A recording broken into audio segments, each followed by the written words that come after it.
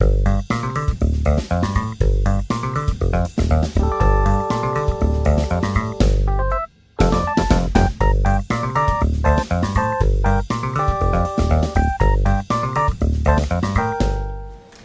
nós vamos fazer as perguntas, pedir para a pessoa levantar a mão, vou até aí com o microfone para não ficar o esquema Gasparzinho. Já anotei 1, 2, 3. A gente faz 3 perguntas, elas respondem, depois a gente coleta mais 3. A gente faz em blocos, tudo bem? Tem uma pergunta também de quem está assistindo online. Eu vou começar lendo essa pergunta e vou 1, 2, 3. Tá. A pergunta é de um colega que é defensor em Santo André, o Giancarlo. Ele pergunta: tem-se falado em deixar aberto o conceito de feminino, o que parece fazer todo sentido quando falamos da aplicação das medidas protetivas, eis que o direito não pode limitar algo que os estudos ainda vêm revelando. Mas como respeitar o princípio da estrita taxatividade penal nesse cenário tão complexo, onde especialistas se questionam qual seria a extensão do conceito de mulher e homem? Não feriria esse princípio restringir os institutos da transação, da suspensão condicional do processo e etc., de quando alguém que agride um homem trans, ainda que a agressão tenha se dado em razão do sexo e não do gênero? É uma pergunta que o colega fez. Você que levantou a mão primeiro. Bom dia a todos. Eu me chamo Guelba, eu sou psicóloga, pesquisadora pela Faculdade de Ciências Médicas da Santa Casa de São Paulo. Na verdade, não é nenhuma pergunta, é uma colocação, né? E se vocês puderem completar. A doutora Lívia colocou algo que eu achei muito interessante aqui, pertinente, quando ela fala acerca ela traz a questão da subjetividade, né, e construção das identidades, bem como essa questão das categorias que são impostas de maneira bem opressora para que nós realmente estejamos enquadrados em alguma delas. Eu me lembro da famosa frase da Simone de Beauvoir, né, que ela diz assim, que ninguém nasce mulher, torna-se mulher. E aí eu me lembro também, eu não me recordo agora em que livro que é, se é em Corpos que Importam, da Judith Butler, mas a Judith Butler, ela traz um pensamento crítico sobre essa frase, né? Porque ela coloca assim, bom, já que ninguém nasce mulher, torna-se mulher, então é possível um homem, isso no que diz respeito à construção da identidade. Então é possível, então, um homem tornar-se mulher. Né? E pensando dessa maneira, nos faz realmente romper com essa construção heteronormativa e de caixinhas, e nos faz pensar nessa questão da fluidez da identidade, da construção da identidade, que não necessariamente, né, nos reduz de maneira categórica a identidade segundo uma base de constituição genital, por exemplo. Né? Então, já que ninguém nasce mulher, torna-se, então é possível, dentro dessa construção, um homem, no que diz respeito, como eu falei, à construção da identidade, tornar-se mulher. Né? É só isso. Quem que era a segunda pessoa aqui? Oi, bom dia a todas. Meu nome é Maíra. Eu, infelizmente, perdi a primeira mesa, não consegui chegar aqui a tempo.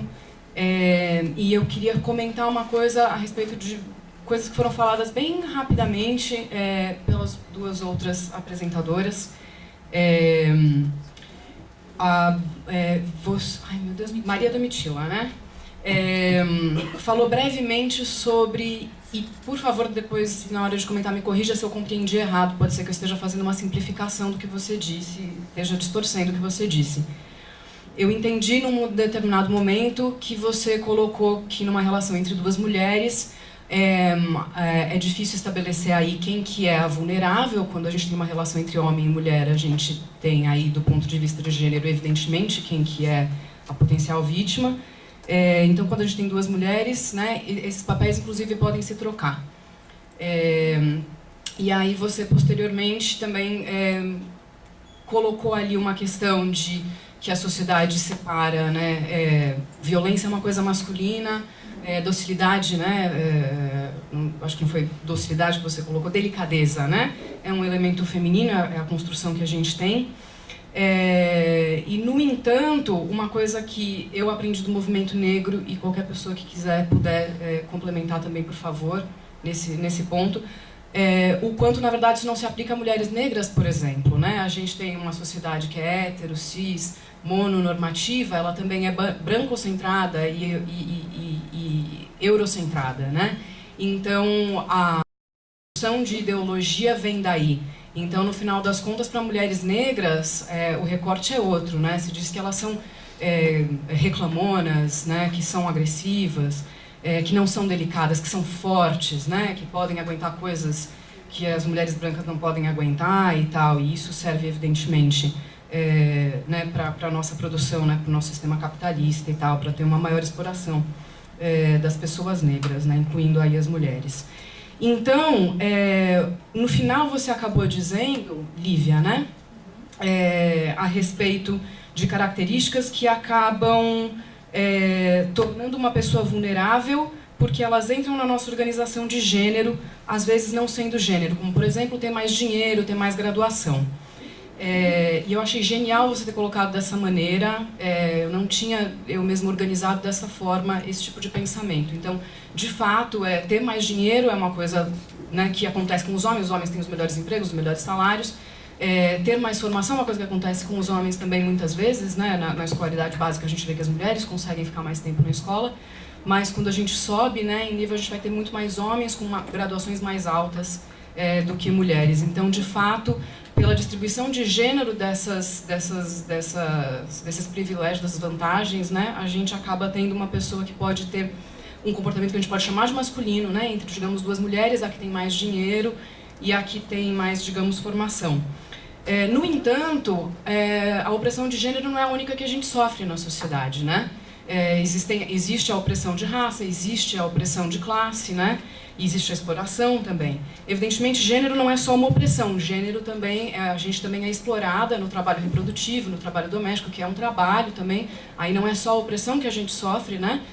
Por ser mulher, tem também a exploração de um trabalho que a gente faz gratuitamente. Todas as mulheres, especialmente na classe trabalhadora, em toda a sociedade, sustentam o modo de produção capitalista. Então, evidentemente, a gente tem que olhar para o gênero com um olhar a mais, porque não é só uma opressão. No entanto, não é a única opressão. Então, tudo isso para a gente chegar no seguinte ponto, que o que eu queria colocar é mais com uma reflexão para todas nós, todo mundo que está aqui, e para vocês, se vocês quiserem comentar sobre isso, eu vou ficar muito contente do fato de que, por exemplo, se a gente tem um casal aí, né, duas mulheres, em que uma é branca, a outra é negra, não vai ser só qualquer questão de reprodução de papel de gênero masculino que vai incidir sobre a violência que pode acontecer. Ela pode acontecer uma violência motivada por um sentimento de superioridade da mulher que é branca, ou da mulher que tem mais dinheiro, ou da mulher que tem mais formação, ou qualquer outra das outras, né? Se você tiver entre duas mulheres que são as duas negras ou as duas brancas, e uma delas tem deficiência, né? Ou qualquer outra coisa. Então, que a gente tem que pensar sobre esse ponto de vista também, né? Quais são outros fatores que vulnerabilizam, que criam vítimas, porque a gente tem vários eixos de opressão na nossa sociedade. Era só isso, só para colocar essa reflexão para a gente. E se vocês quiserem, puderem comentar a respeito disso, eu vou gostar muito, vou ficar muito contente. Obrigada. A gente faz as três, aí acho que faz mais uma então, aí a gente abre lá para o momento, depois faz outro bloco. Bom dia, meu nome é Carla. A minha pergunta é de ordem bem prática para a doutora Maria Domitila. Como eu sou defensora pública, então a minha pergunta é bem direcionada ao meu trabalho. Como tem chegado nas delegacias, doutora, a questão da violência doméstica contra a mulher lésbica? É a primeira pergunta. E segunda, se o quadro for negativo, como é que a gente pode reverter essa situação de uma forma efetiva? Seria só isso.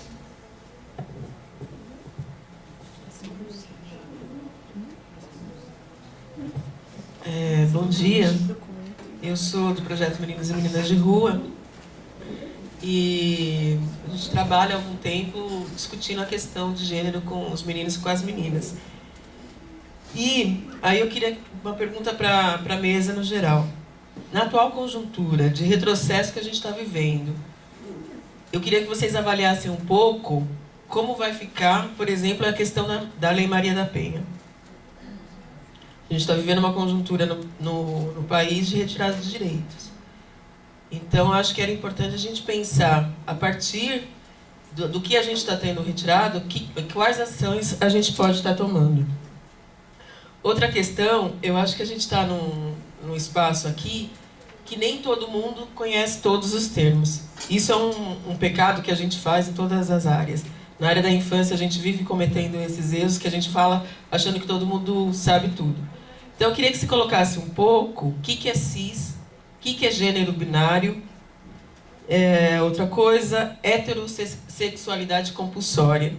Que eu acho que algumas coisas que você falou, eu entendi tudo, mas acho que era legal a gente falar um pouco disso. E outra coisa é a questão de gênero enquanto posicionamento político. Então, que pra gente que é do movimento feminista, a questão de gênero é extremamente importante. E eu não sei se eu ouvi enganado que alguém falou de desmontar a questão de gênero. E pra gente, quando fala isso, me dá até um twin, entendeu? Porque foi uma construção, quem vem do movimento feminista sabe disso. Então a gente tem que se posicionar e bancar a questão de gênero, não retirar. Então acho que é só um pouco que eu gostaria que a mesa como um todo pudesse falar. E outra coisa, desculpa, bem rápido, que se vocês pudessem falar um pouco também, que é da questão de como nasce a questão da violência, dessa questão de violência das mulheres, um pouco, vocês já falaram, acho que a Lívia colocou e a Fernanda também, como é reproduzir a relação masculina, né, a relação hétero. Então, o que eu acho que você colocou muito bem, né, que assim, a gente acaba reproduzindo, né, nas relações de mulheres, a gente acaba reproduzindo a relação masculina de opressão. Então, acho que só um comentário. Vou passar a palavra para a mesa.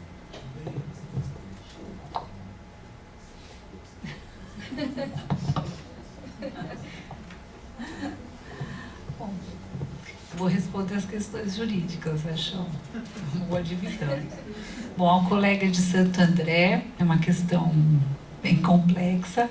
Bom, com relação às medidas protetivas, no caso de, pelo que eu entendi, de inicialmente ser aceita a pessoa como do gênero feminino a permitir a concessão ou não de medidas protetivas. Era uma das telas, conceder ou não as medidas protetivas. No exercício da atividade do juiz, o dilema se apresenta conceder ou não, independentemente do sexo, da situação, do enquadramento legal. O que se vê? Qual o risco que a não concessão dessa medida protetiva vai causar?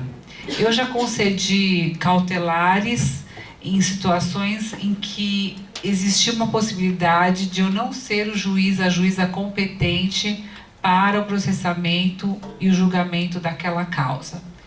Nesse caso, essa questão de a pessoa futuramente vir a não ser reconhecida como do gênero feminino, vir a se apresentar uma relação onde não se apresenta o gênero feminino, não haveria nenhum prejuízo.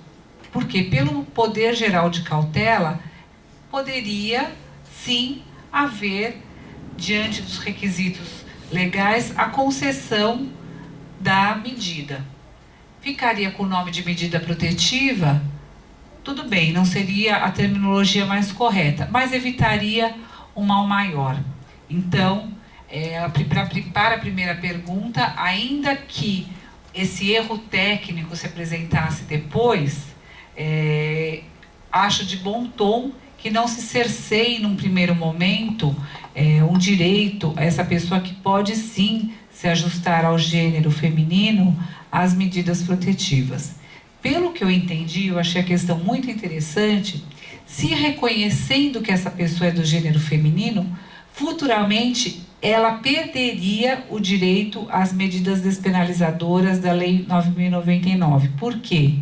A Lei Maria da Penha expressamente proíbe essas medidas mais brandas para as situações que se ajustam à Lei Maria da Penha, que é a questão de cesta básica, aquele teu episódio horrível que o agressor foi acabou entregando ração de cachorro no caso de agressão à vítima, isso antes da Lei Maria da Penha. Então, em bom momento, a Lei Maria da Penha proíbe.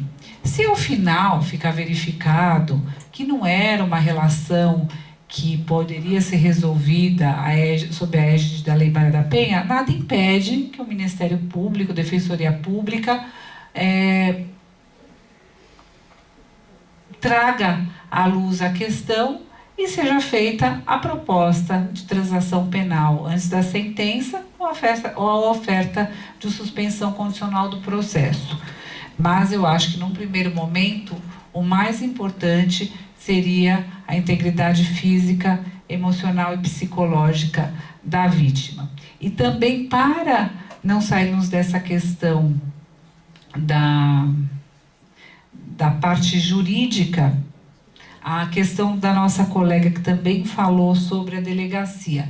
Realmente, o que eu sei da chegada das lésbicas, como são recebidas nas delegacias, eu até anotei na minha lista de ver como isso está acontecendo, conversar, propor uma pauta para o delegado geral, com as delegadas que trabalham conosco, e como reverter. Eu tenho a impressão que não deve ser algo muito fácil. As mulheres não... agora que nós estamos conseguindo um resultado maior no nosso pleito de que as delegacias fiquem abertas 24 horas, mas a nossa ideia é realmente de propor ao grupo da campanha Compromisso e Atitude um projeto, nada muito complexo, mas uma ação voltada especificamente aos casais de lésbicas, para que seja feito um protocolo como nós temos. Foi o primeiro protocolo que nós tivemos em que as mulheres respondam a um questionário. Então, o que eu pensei no primeiro momento, elaborar um questionário já direcionado às lésbicas. Então, evidentemente, as delegacias já sabem que elas têm que oferecer o serviço e apresentar esse questionário para a resposta, que já vai demonstrar que se espera um tratamento coerente com a Lei Maria da Penha a esse casal. Vamos pensar juntas, né? Vamos pensar juntas. Eu vou comentar algumas coisas que foram ditas. A primeira é essa pergunta sobre, acho que foi a Maíra que fez, se a violência é uma coisa masculina, e da questão das mulheres negras, né, que são colocadas como reclamonas, agressivas, fortes, não delicadas. É uma coisa que eu tenho notado, assim, nesse campo que eu comecei a fazer, é que a violência é uma coisa em disputa, né? É uma categoria em disputa. O tempo todo se disputa o que é ou não é violento. E o que tem me chamado a atenção, e que aparece numa das falas que eu trouxe alguns recortes, né, trechos de entrevistas, ou das rodas de conversa, dos relatos, e aí a violência psicológica é uma coisa que é colocada muito fortemente ligada à feminilidade, né? Que são as mulheres que vão usar os jogos de feminilidade, os dramas, a manipulação emocional, e isso é colocado, né, pelas minhas interlocutoras como algo das mulheres. Então, primeiro, o que estamos considerando violência, né? E aí abre para uma disputa mesmo do que essas mulheres estão chamando assim. E aí, quando eu comentei dos relacionamentos abusivos, eu comecei a pensar essa questão como violência doméstica, e depois eu fui notando que nesse campo de disputa do que é violência, a categoria relacionamento abusivo tem sido utilizada não só por lésbicas, mas também por mulheres heterossexuais e também por gays e mulheres trans e homens trans, enfim, para pensar a afetividade de um modo que parece que se transforma o que está sendo considerado como violência, né? E aí essa categoria relacionamento abusivo que está sendo utilizada hoje para falar sobre isso. Então você entra na internet e tem muitos grupos, muitas páginas para falar sobre isso. A Secretaria de Política para as Mulheres utilizou o termo relacionamento abusivo no último 8 de março, para falar sobre violência doméstica também. Então, me parece que há uma ampliação e mudança de sensibilidade do que é considerado ou não violência. E é mais ou menos sobre isso que eu estou pensando, não só para casais de mulheres, mas também para casais de homens e casais heterossexuais. Sobre a conjuntura política e como vai ficar a Lei Maria da Penha, bom, eu acho que tudo que a gente foi conquistando nos últimos anos, estamos com bastante receio do que será perdido no caminho, né? E aí a única resposta que eu tenho para isso é muita mobilização para que a gente continue garantindo esses direitos. Acho que a Lívia pode comentar sobre os termos. Pode ser? Bom, vou tentar comentar um de cada vez, né? Lembrando lá também da pergunta da internet, mas vou tentar ver se eu consigo fazer um apanhado de tudo. A gente tem um discurso, né, aquilo que a gente fala e o jeito que a gente fala, né, que também está produzido dentro dessa mesma ordem social. Então, até mesmo o jeito que a gente vai tentar comunicar alguma coisa vai estar de algum jeito submetido a essa ordem patriarcal também. Quando eu falo bom dia para todas e todos, né, a gente está tentando dar uma flexibilizada, né, mas se eu falar bom dia para todos, todo mundo vai entender que é para todos que eu estou falando, né, que estou incluindo as mulheres, ainda que eu esteja apenas falando no masculino. Então, nosso discurso ele tem limites. A gente não consegue colocar toda a multiplicidade humana dentro do discurso. Quando a pergunta ali da pessoa da internet faz assim, é uma questão da gente questionar a questão do feminino, ou mesmo a gente diluir o gênero, a gente pode fazer isso. A gente tem como organizar a vida de outros modos. Inclusive, essa é uma potencialidade humana. Os fazem isso, os animais repetem instintivamente a sua organização de vida. Nós, seres humanos, criamos modos novos de se organizar. A gente criou categoria de branco, negro, oriental, indígena. A gente criou essas categorias. A gente também criou categorias de heterossexual, homossexual, bissexual, masculino, feminino. Tudo isso foi produção. E como a gente produziu, a gente pode produzir de outro jeito. A gente pode desconstruir, construir de outro jeito. Então a gente deve... entrando na pergunta lá da militante lá no fundo, que perguntou, não me lembro o nome, desculpa, acho que é Carla. Não sei se é Carla, enfim, desculpa. Como? Deia. Sobre a questão do movimento. O que eu tenho estudado ultimamente é a teoria queer, e o movimento queer, que ele é pós-identitário. Ele vem rompendo justamente com a identidade, e eu sei que o gênero, falar de identidade, falar de gênero, quem é o sujeito do feminino, quem é o sujeito da militância LGBT, quem é a pessoa negra que está também lutando por direitos, todo mundo reivindicando um espaço, uma existência que seja digna no mundo, é importante a gente se localizar e dizer de uma posição. Só que a identidade também nos aprisiona. Então a gente tem que pensar como é que a gente vai agir com isso, e não tem resposta, de fato. A identidade ela também vai nos aprisionando, de modo que muitas vezes a gente fala de gênero, a gente acha que a gente está falando só de mulher, e não é só de mulher. A gente também está falando de homens, a gente também está falando de produção de masculinidades. Também estamos falando disso quando estamos falando de gênero. E aí a teoria queer ela vai buscar questionar as identidades justamente porque a identidade vai produzindo aprisionamentos de existência e de desejo. Não que a gente não possa ter categorias de referência, a gente vai se organizando desse jeito. Só que a gente tem sempre que lembrar que a categoria de referência ela foi construída com um propósito de dominação. E aí se a gente vai reproduzindo isso alienadamente, ou mesmo exercendo o poder, é esse tipo de realidade que a gente vai observando hoje. Que a gente observa no Congresso Nacional, que a gente observa no dia a dia as pessoas passando por situações de violência, sendo oprimidas, cometendo suicídios. Então a flexibilização, tanto da identidade quanto do próprio discurso, é algo que a gente tem a capacidade de fazer, porque nós somos criativos, que bom que a gente é, a gente tem como criar novas possibilidades.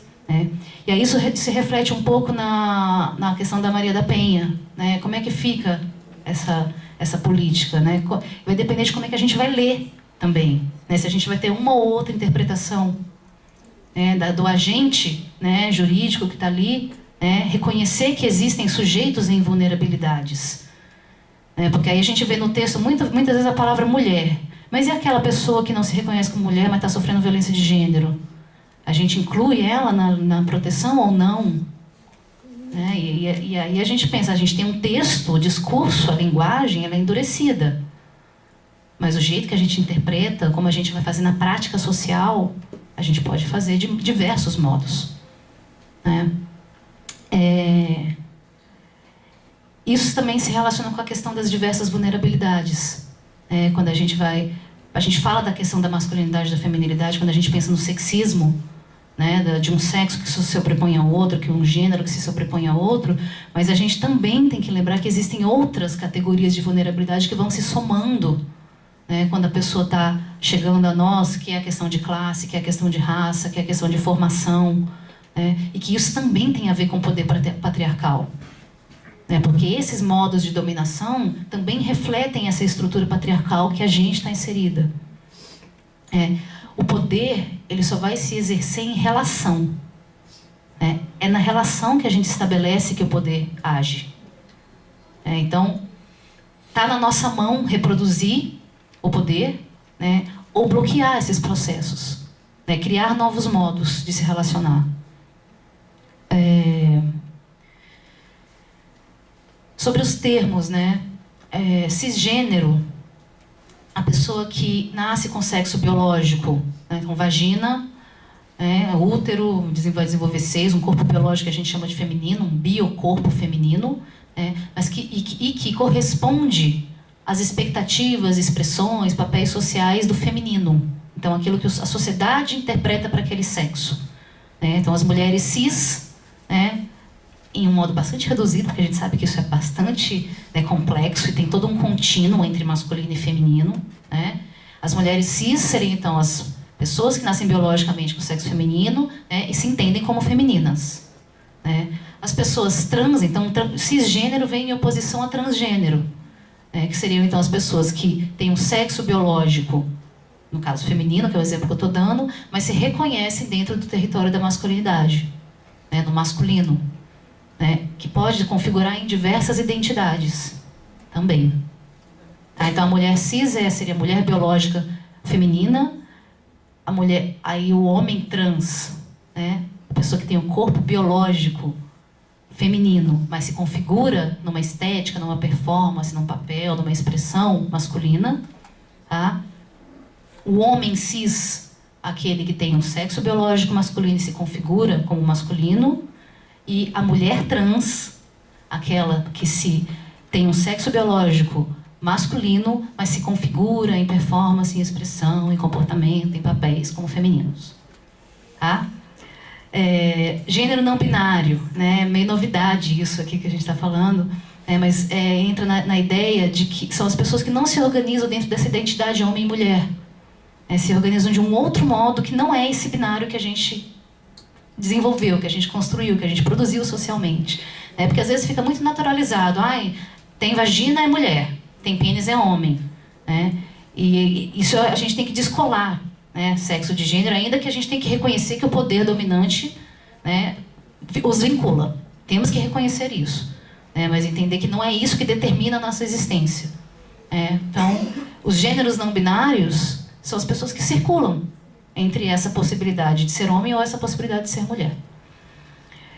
E a heterossexualidade compulsória é esse modo de organização de sociedade, que vai nos obrigando, então compulsoriamente, obrigatoriamente, também pode ser traduzida como heterossexualidade obrigatória, esse modo de organização que vai nos produzindo para ser heterossexuais. Então, se a gente olha, por exemplo, a mídia, a mídia é uma grande produtora de subjetividade.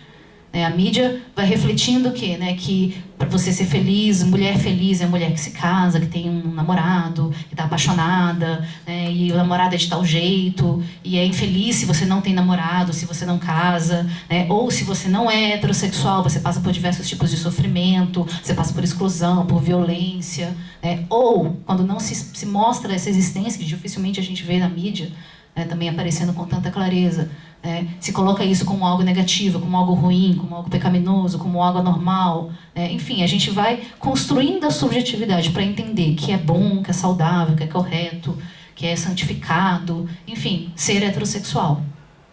E o oposto, né, ser homossexual, ou ser transgênero, ou ser travesti, ou não se configurar conforme essa organização heteronormativa, né, que isso é ruim, que isso é pecaminoso, que isso é anormal, que isso é doentio, patológico, por aí vai. Então, a heterossexualidade compulsória é esse modo de organização social que vai nos obrigando a nos tornar heterossexuais. Né? E aí a Simone de Beauvoir, né, vai lembrar a gente também vai sendo organizado para se tornar mulher se a gente nasce com sexo biológico feminino, ou para se tornar homem se a gente nasce com sexo biológico masculino. Né? Só que se a gente se torna, né, quer dizer que foi uma produção da nossa existência, da nossa subjetividade, e que pode ser de outro jeito também. Né? Pode se configurar de outras formas. Eu não sei se eu consegui responder tudo, espero que sim. Pelo avançado da hora, a gente vai parar as perguntas aqui. Posso só complementar uma que eu tinha esquecido e tinha passado? Eu acho que foi a Deia que perguntou como é reproduzir a relação hétero numa relação entre mulheres, né? Essa pergunta.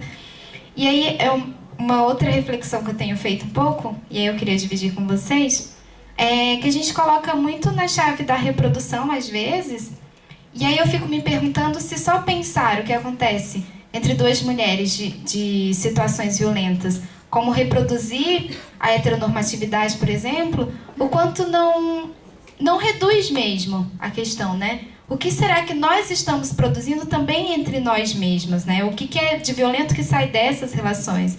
E aí, de novo, só para a gente, né, disputar o que é essa violência e como pensar essa violência e de que modo, né, de uma forma interseccional, né, colocando raça, gênero, geração, nível educacional, tudo isso, né, para pensar de forma mais complexa, para que a gente consiga lidar com as leis e tentar alterá-las posteriormente, trazendo essas demandas que são nossas, né, de uma forma mais exclusiva, assim.